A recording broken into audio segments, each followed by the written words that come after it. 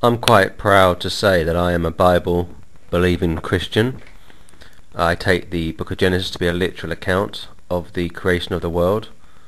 Sadly, a lot of people today are into theistic evolution, and the reason for this is, on the one hand, they want to be seen to be orthodox with their crowd in the church, whereas on the other hand, they want to be with the in crowd in the scientific community. You cannot serve God and the world. You can only have one master, and many Christians, many good people, I'm afraid to say, have fallen foul to this common sin, and when the judgment seat comes around, they will have to give an account of themselves to the Lord Jesus Christ. The reason I open this broadcast on the subject of evolution is because the Roman Catholic Church has very subtly evolved over many centuries. I'm going to go through some quotes today, and as always I'll give you as many sources as possible, and for those that want more, I will put a link in the comments or description box, I should say, on the right hand side of this video, so you can check out these quotes for yourself. Before we get on to that, I want to give you a few quick points about the Catholic Church, which some of you may not know. For example, the word Vatican in classical Latin means divination by the serpent, and that is in William Sutton's interesting book, The Illuminati, 666, page 38. Another quote for you: the Vulgate has many defects and has never been denied. Catholic Encyclopedia, volume 15, page 370.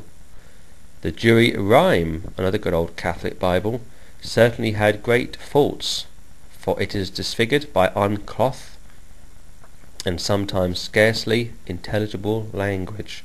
Catholic Dictionary, page 280. Most of the papal elections during the 16th century were influenced by political conditions.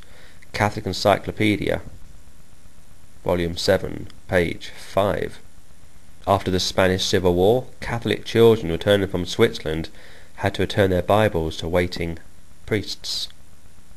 When papal infallibility was introduced to Roman Catholicism, simply for political purposes, only 451 bishops out of 1,084 on the first vote said yes.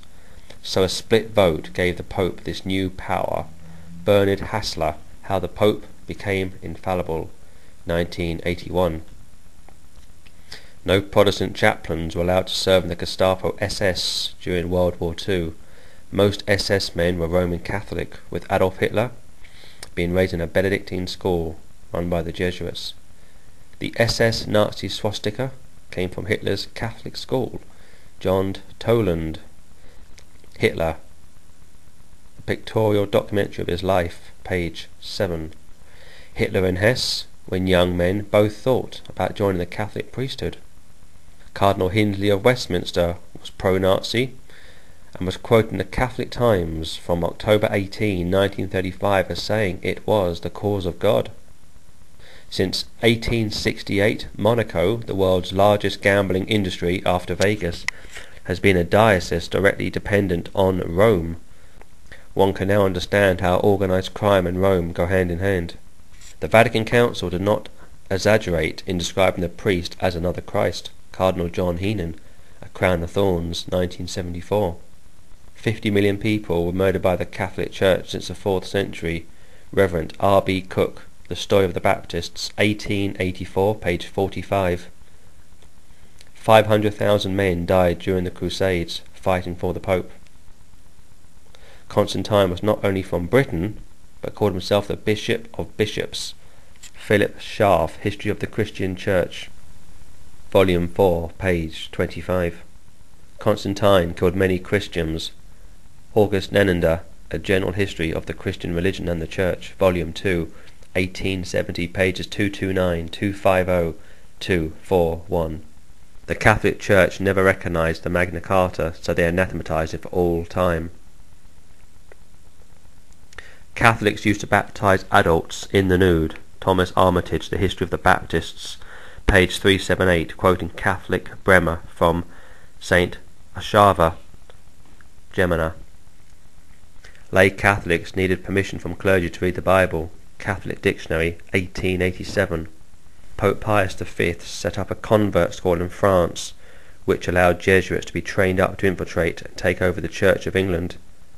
Blakeney, Popery in its social aspects, page 165 to 166. This shrewd operation was concluded by 1884, by which time Canterbury had already fallen. Wilkinson in Fuller. Which Bible, pages 283 to 285. The Jesuits plotted an assassination of Abraham Lincoln, as it did with King James I and Parliament.